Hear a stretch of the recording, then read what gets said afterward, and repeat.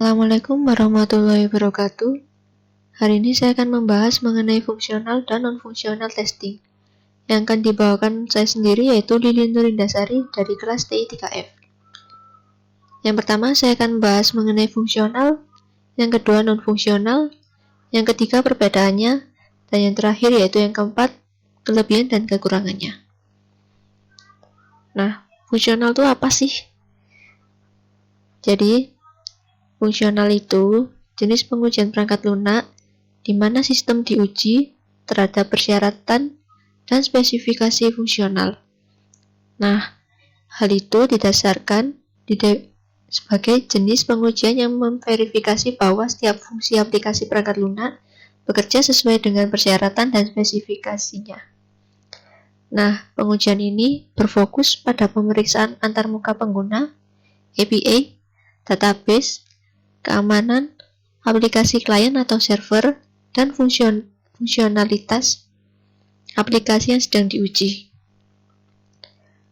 Ada beberapa proses fungsional, yaitu mengidentifikasi fungsi yang akan dilakukan, membuat inputan data berdasarkan spesifikasi fungsi, menentukan output berdasarkan spesifikasi fungsi, menjalankan pengujian, dan yang terakhir membandingkan output dengan hasil ekspektasi.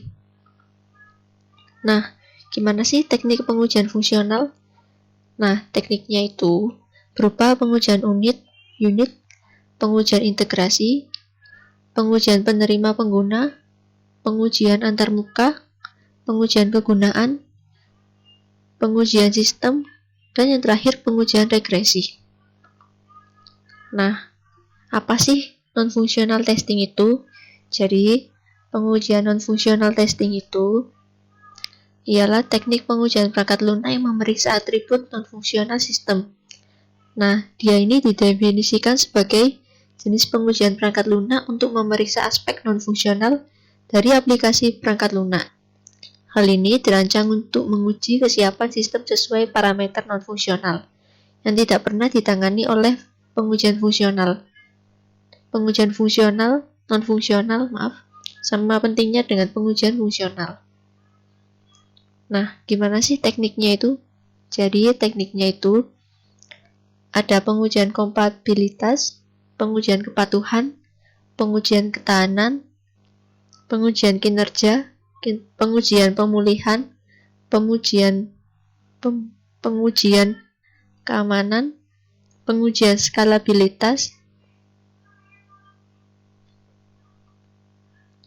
Lalu, perbedaan fungsional dan non-fungsional testing. Yang pertama, fungsional, yaitu pengujian fungsional dilakukan berdasarkan kebutuhan bisnis. Sedangkan pengujian non-fungsional itu dilakukan berdasarkan harapan pelanggan dan persyaratan kinerja. Lalu perbedaan yang kedua yaitu pengujian ini menguji sesuai kebutuhan pelanggan. Sedangkan pengujian non-fungsionalitas itu sesuai harapan pelanggan.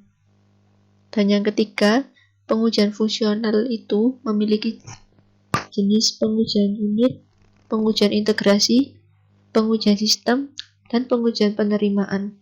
Sedangkan pengujian non-fungsional itu meliputi pengujian kinerja, pengujian uji beban, pengujian volume, pengujian keamanan, pengujian instalasi, dan yang terakhir pengujian pemulihan. Lalu, kelebihan dan kekurangan fungsional dan non-fungsional testing. Yang pertama, keuntungan dari pengujian fungsional itu dia memastikan untuk memberikan produk bebas bug. Kedua,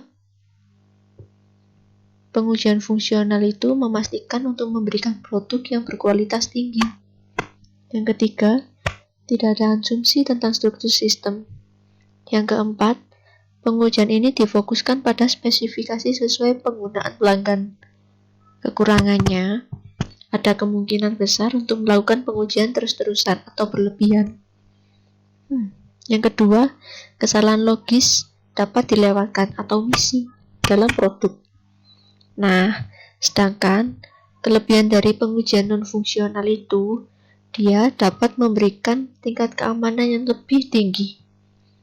Keamanan adalah fitur mendasar, karena sistem mana yang dilindungi dari serangan cyber. Yang kedua, dia dapat memastikan kemampuan pemuatan sistem, sehingga sejumlah pengguna dapat menggunakan secara bersamaan. Nah, yang ketiga, dia dapat meningkatkan kinerja sistem. Lalu kekurangannya yaitu setiap kali perangkat lunak diperbarui, tes non-fungsional dilakukan lagi. Yang kedua, karena pembaruan perangkat lunak, orang harus membayar untuk memeriksa kembali perangkat lunak.